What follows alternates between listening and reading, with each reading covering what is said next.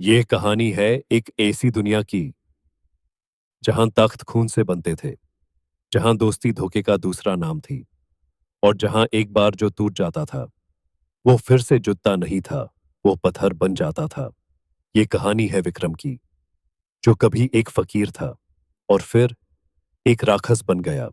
सिनगर, एक खायली रियासत, पहाड़ों से घिरी, नादियां जिसमें सोने की रेत थी और लोग जिसमें सिर्फ दो तरह के थे, अमीर और भूखे। विक्रम भूखों में था। उसकी माँ एक धोबन थी। रोज सुबह अंधेरों में उठती, दूसरों के कपड़े धोती, हाथ फाते, पीठ टूटती और शाम को घर आती तो सिर्फ एक रोटी होती जो वो विक्रम को दे देती। खुद पानी पी के सो जाती। विक्रम ये सब देखता था। आंखें मोती नहीं होती थीं उसकी, बस अंदर से कुछ और पक्का होता जाता था। रोज गांव में एक ही मदरसा था, राजा के बच्चों के लिए। लेकिन उस्ताद कृष्णदेव एक अलग इंसान थे।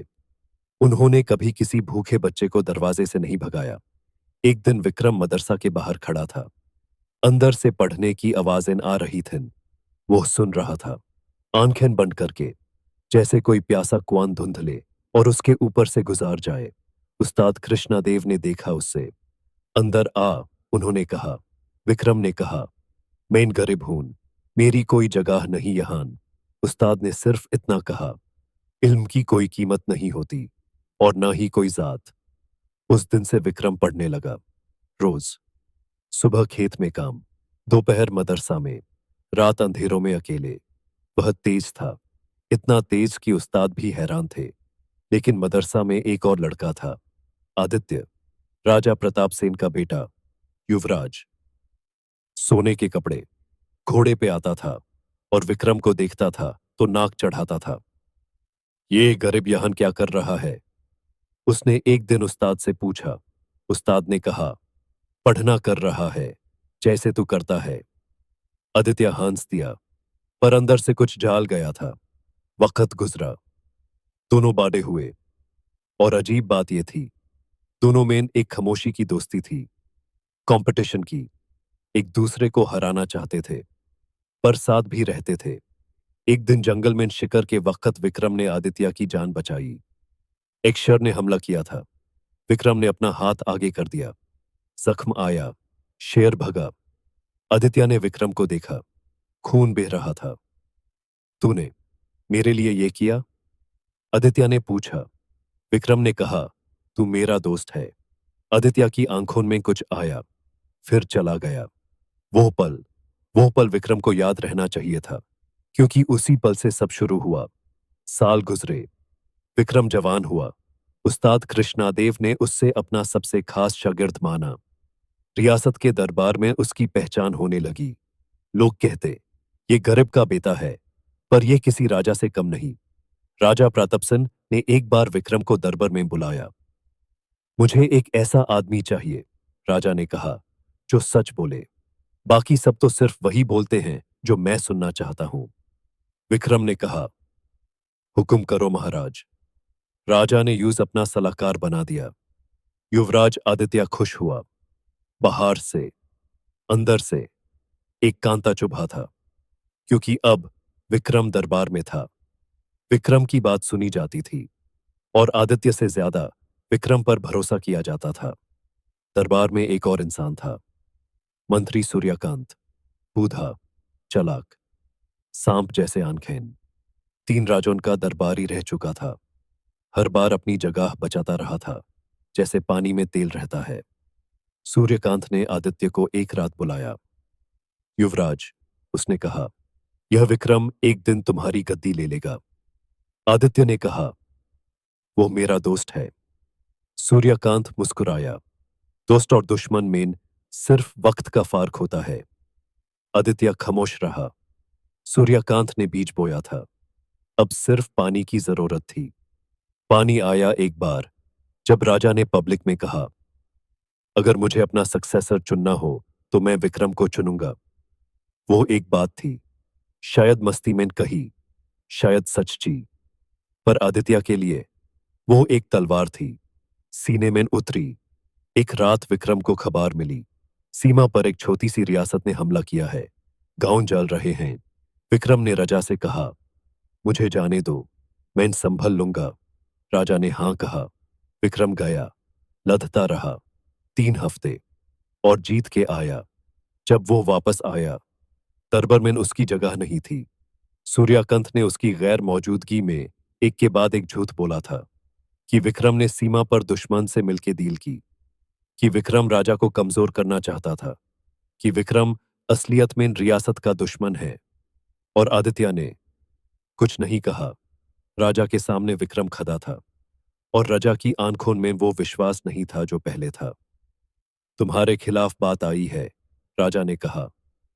ये झूठ है महाराज, विक्रम ने कहा। प्रूफ क्या है? विक्रम खामोश रहा। प्रूफ क्या होता खिदमत का? क्या वह 3 हफ्ते की लड़ाई प्रूफ नहीं थी? आदित्य दरबार में था। विक्रम ने उसकी तरफ देखा। एक पल के लिए आंखें मिली। आदित्य ने नजर फेरी। उसी रात विक्रम को रियासत से निकाला गया, बिना कुछ लिए, बिना कोई सुनाई के। एक फकीर की तरह आया था, एक फकीर की तरह भेजा गया। वो रात विक्रम के अंदर कुछ मर गया और कुछ पैदा हुआ। निकला हुआ विक्रम जंगल में था, अकेला, भूखा, जख्मी अंदर से। 3 दिन तक वो चलाता रहा। कहान पता नहीं, बस चलाता रहा।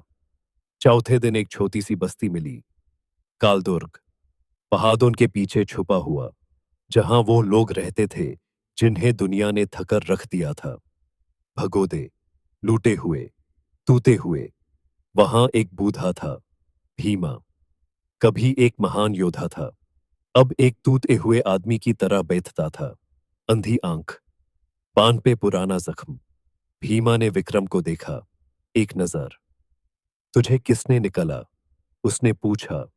उन लोगों ने, विक्रम ने कहा, जिनके लिए मैंने सब कुछ किया। भीमा हंस आ, खदखदा के। तो तू भी वही है जो मैं था। आ, बैठ। वह रात भीम ने विक्रम को अपनी कहानी बताई। वह भी कभी एक राजा का वफादार था। उसने भी धोखा खाया था। उसने भी रोता रहा। फिर एक दिन उसने अपने आंसू बांध किए और सीखना शुरू किया। रोना बांध कर भीमा ने कहा, तकलीफ को तलवार बना। विक्रम ने पूछा, क्या सिखाओगे मुझे? भीमा ने कहा, सब कुछ, जो एक राजा को आना चाहिए। तुझे राजा बनाना है। क्यों? विक्रम ने पूछा। तुम मुझे जानते भी नहीं। भीमा ने अपनी अंधी आंख की तरफ इशारा किया। यह मेरी आंख उसी सूर्यकांत ने ली थी, 30 साल पहले। मैं इंतजार कर रहा था किसी का, जो उस सांप को खत्म करे। अब विक्रम समझा, दोनों का दुश्मन एक था। अगले 2 साल विक्रम ने सीखा, तलवार चलाना, घुड़सवारी, जहर पहचानना, राजनीति, जंग की टैक्टिक, और सबसे जरूरी, लोगों को अपनी तरफ करना। कालदुर्ग में और लोग थे, सब के सब रियासत के थकार हुए लोग। विक्रम ने उन्हें एक एक करके अपने साथ किया। कुछ को खाना दिया, कुछ को इज्जत, कुछ को सिर्फ सुनने का वक्त।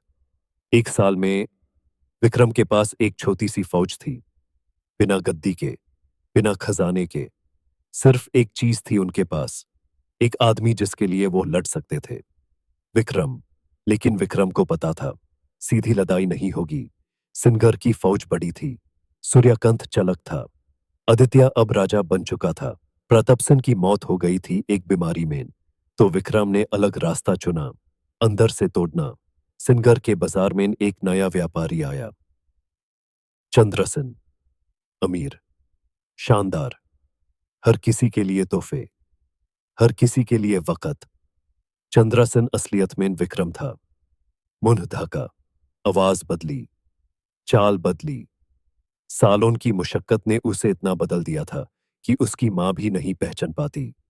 बाजार में विक्रम ने पहले रिश्ते बनाए, सौदागर, पानी वाले, धोबी।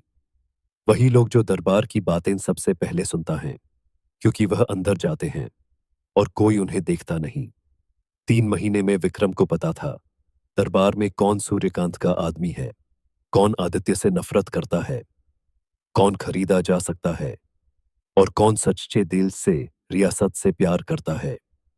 फिर उसने एक एक धागा खींचना शुरू किया। सूर्यकांत के एक खास आदमी को विक्रम ने एक रात बुलाया, उससे एक राज बताया और एक प्रॉमिस दिया। वो आदमी पलट गया, फिर दूसरा, फिर तीसरा। सूर्यकांत को अंदाजा नहीं था कि उसकी नींव खोखली हो रही है। दरबार में एक दिन आदित्य ने नोटिस किया, चीजें गलत हो रही हैं। फैसाले लाते हो रहे थे, खजाने में कमी आ रही थी और सूर्यकांत के जवाब कम हो रहे थे। आदित्य ने सूर्यकांत को बुलाया।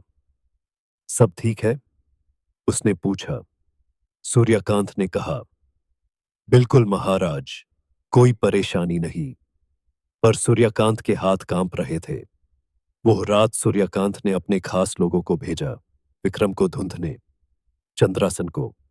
कुछ रिपोर्ट आई थी कि ये व्यापारी कुछ ज्यादा ही दरबार के करीब हो रहा है। विक्रम को पहले से पता था। वो उस रात कालदुर्ग वापस चला गया। चंद्रासन गायब हो गया, पर विक्रम का काम हो चुका था। दरबार के अंदर एक खास आदमी था अब, राजवीर। जवान, ऑनेस्ट, आदित्य का विश्वास पात्र और असलियत में विक्रम का आदमी। राजवीर ने एक दिन आदित्य को वो कागज दिखाए जो विक्रम ने सालों पहले तैयार किए थे। सूर्यकांत की सारी करामात, सारे झूठ, सारे धोखे, लिखे हुए, प्रूफ के साथ। आदित्य ने वो कागज पढ़े, एक एक लफ्ज, और पहली बार उससे पता चला कि विक्रम ने कुछ नहीं किया था। सब सूर्यकांत था, और वो खुद अपने दोस्त के साथ क्या किया था। आदित्य की आंखों में आंसू आए, पर वो आंसू विक्रम ने नहीं देखे। सिंगरह की सीमा पर एक रात आग लगी। नहीं, आग नहीं, मशालें थीं, हजारों मशालें, और उनके पीछे एक फौज, विक्रम की फौज। वो लोग जो थकर दिए गए थे, वो लोग जिन्हें रियासत ने भुलाया था, आज वो सब वापस आए थे। एक साथ दरबार में अफरा तफरी मच गई। सूर्यकांत ने कहा, महाराज, फौज भेजो, इन्हें खत्म करो।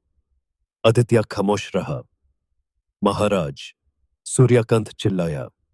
आदित्य ने सूर्यकांत की तरफ देखा, फिर राजवीर की तरफ, फिर खिड़की से बाहर उन हजारों मशालों की तरफ। नहीं, आदित्य ने कहा। क्या? सूर्यकांत हैरान। मैं इन लड़ाई नहीं करूंगा, मैं इन उनसे बात करूंगा।